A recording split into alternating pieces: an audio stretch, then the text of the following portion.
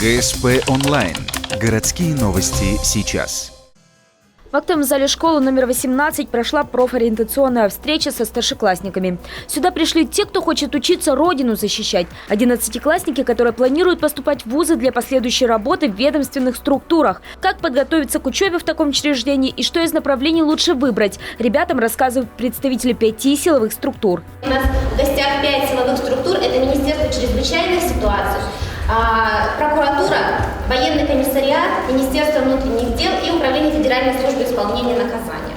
Как оказалось, перспектива получить направление от силовых структур для поступления в ведомственный вуз – очень приятная перспектива. Плюсов масса. Например, в Вологодском институте, где готовят работников для исправительных колоний, студентов одевают, кормят, да еще и выдают ежемесячное жалование в размере от 16 до 20 тысяч рублей. И на этом список не заканчивается.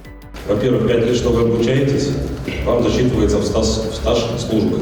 Если молодые ребята поступают к нам, в армию уже идти не надо, предоставляется отсрочка. После окончания вуза, любого вуза нашего, в СИН, научном отделении,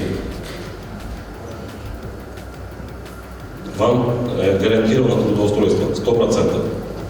Правда, после учебы придется направление отрабатывать, то есть точно возвращаться в родную республику. А еще перед поступлением пройти многоступенчатую проверку. И не только на знания. Среди отборочных мероприятий просмотр биографии ближайших родственников и медицинская комиссия. Если вас это не смущает, за направлением нужно обращаться в любое понравившееся ведомство. Но стоит поторопиться. В случае с МВД, к примеру, направление выдают только до марта.